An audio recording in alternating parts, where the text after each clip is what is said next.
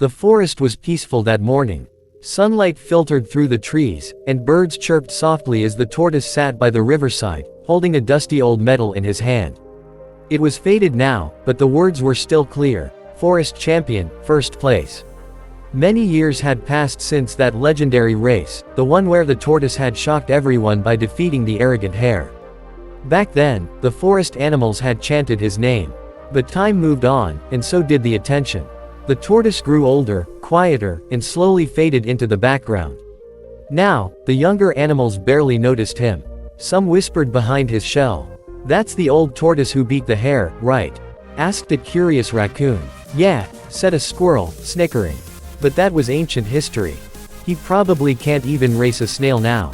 Just then, a loud hammering noise drew attention.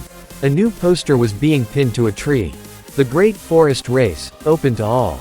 This Saturday. The tortoise stared at it.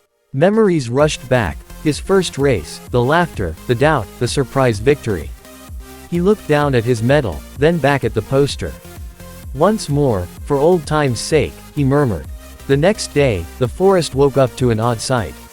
The old tortoise was stretching on a tree stump. Nearby, a beetle wearing a whistle was shouting instructions. 10 more push-ups. Let's go, champ." The animals gathered and giggled. Is he really training for the race? Doesn't he know he's past his prime? But the tortoise didn't listen. Every day, he trained. He tripped over vines. He slipped in mud. He gasped for breath after every hill. But he always got back up. Slowly, the laughter faded. Animals began to watch in silence. He wasn't fast. He wasn't flashy. But he was consistent. Race day arrived. A huge crowd gathered at the starting line. Colorful flags waved. Birds flew overhead. And standing at the front, grinning smugly, was Lightning, the fastest, cockiest young hare in the forest.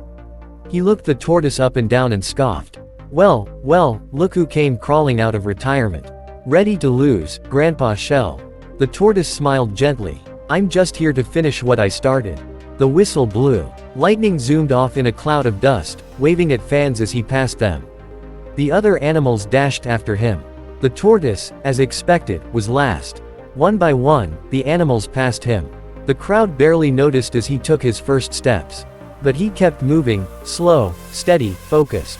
Midway through the race, Lightning stopped to pose for pictures with some squirrels. "Who needs to hurry when I'm this fast?" he bragged. He flexed, winked, and laid down under a tree. "Time for a quick nap before I win."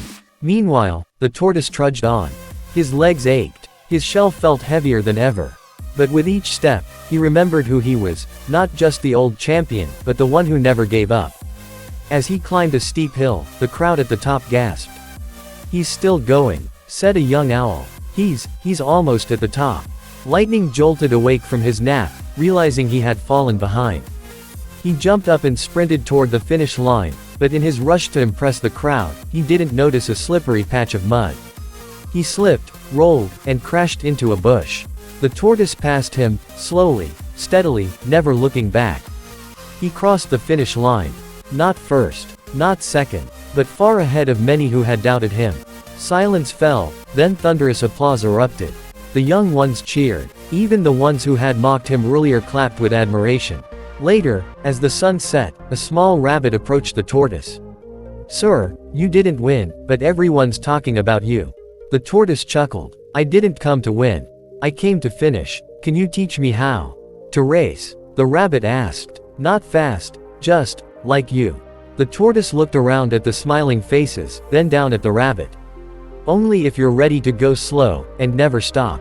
Moral of the story: victory isn't always about being the fastest or the flashiest. Sometimes, the greatest race you run is the one where you choose to rise again, despite the odds, the doubts, and the whispers. Because courage isn't in crossing the line first, it's in crossing it at all.